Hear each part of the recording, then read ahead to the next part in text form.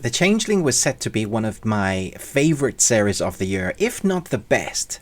But you don't see, but you will. Welcome to the Ruby Tuesday. My name's Ruben and this is my review for Apple's original series, the full series of The Changeling. I've had screeners, so I've been privileged to watch all of this. Been watching it with my wife as we've been going through it every couple of nights. We'll watch a couple of episodes, eventually get to the end.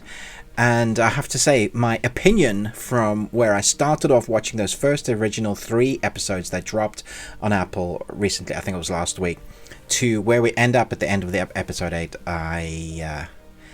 wow, I have feelings.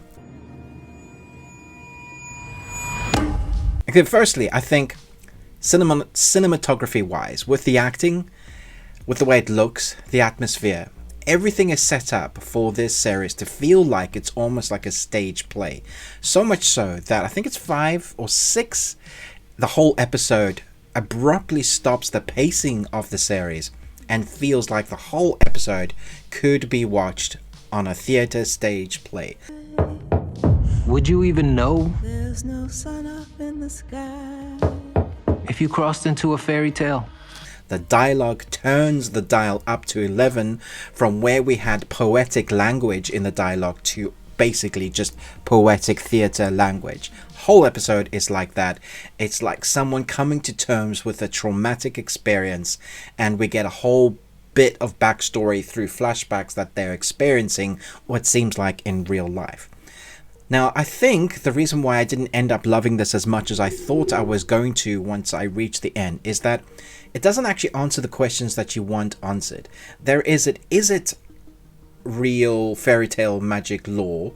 Is it a mixture of both? Or is it just people losing their damn minds because they've experienced something traumatic? It's always getting you to guess that moment in the series when it shows something that's weird and wacky and you think, oh, there's this magical world kind of influencing the real world underneath. I think that is definitely explained when we reach the latter episode, so you do have some understanding of what's going on in this. And I like the idea of fairy tales being dark, because if you watch original adaptations based on fairy tales like the Grimm series, you know, the Grimm original storylines, you will know how dark original fairy tales are. They've been kiddified by Disney and other people, but the original stories are so dark. So when you take some of that lore of where all those fables and stories come from, seeped into cultures throughout the world, that is when you get something really interesting to watch. So the idea of this premise is incredible and really fun. And there are moments in this where I was just absolutely captivated. First half of this series, massively captivated. Acting in this, I think they deserve all the awards. Like, they're very, very good at portraying the characters that they've been told to play. We have this husband and wife, a wife who encounters something. There's a love relationship that they build on, but because of their past of both of their relationships, their history definitely influences their current relationship. All of that is kind of like on the surface level of what's going on. Then we add the mystical element, the fairy tale story of it, and it gets even more what the hell is going on in this series. So although you are totally immersed into the story, you can't help but wondering if this is going to be one of those series that don't answer your questions. And this comes down to the crux of the matter of where my peak of the series went massively high and then dropped towards the end, because it finishes on a massive cliffhanger. And I know that's a little bit of a spoiler, but for all those wanting to get yourself in gear, thinking that this may be the perfect series to be a limited series, to complete the story, give us the answers that we need, no. And that would be okay if it wasn't a limited series, then they're going to do a number of series. The way that series work in TV series is that you answer a story arc in the first season and you leave it open for more story to happen in subsequent series. The ones that don't work are the ones that are 100% sure that they're going to get a second season. In this day, in this light of age of what we're going through with entertainment, between the strikes and the writers, and that was before we never knew we were going to get a second season of a TV series. So to leave something on a massive cliffhanger, and that's about the story that we get here, that we're about to have answers. There's going to be fruition to the action, the big thing that we've been driving forward to. That's what happens at the end of this series, and then they just drop it. I remember watching Netflix's The Nun, or the Ninja Nuns, something like that. Warrior Nuns. I think it's Warrior Nun. You can see how good that is.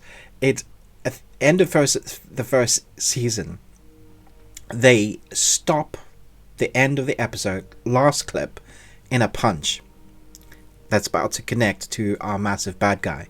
We didn't know whether we were going to get a second season. We did. It was a couple of years, and they just skip that bit. They kind of start at a different place. That just kind of killed off the fan base. We've just come out of a COVID. We are now going into what people are saying might be another wave or a different kind.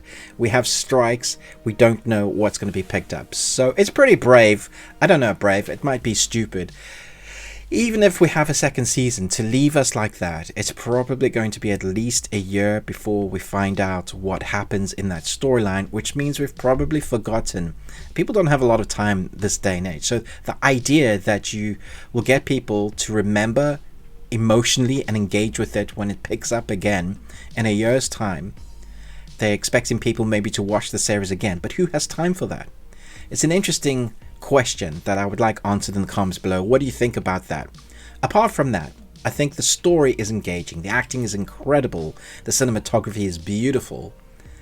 But it did lose me away, not just at the end, that whole episode which feels like theatre. Very interesting, because I absolutely loved the first few episodes, episode 4, 5, just kind of driving that poetic language with the fairy tale mysticism, not really giving us answers, but spurring you on enough to want to know what the question is. Because you don't even know what question you need to ask, because it's that confusing at times. So let me know in the comments below. Do you like the series so far? Are you looking forward to that ending? Are you a little bit upset that they'll leave it on a massive cliffhanger? A shame, because I think this was probably going to be like my #1 series of the year so far. Anyway, let me know your thoughts and feelings down below. I'm going to give this a 3 Nicolas Cages out of 5. You got one. Congratulations. Probably would have given it a strong 4.5, but for that ending and that whole theatre episode. Thanks so much for watching, but most of all, until next time, remember, live long and Tuesday.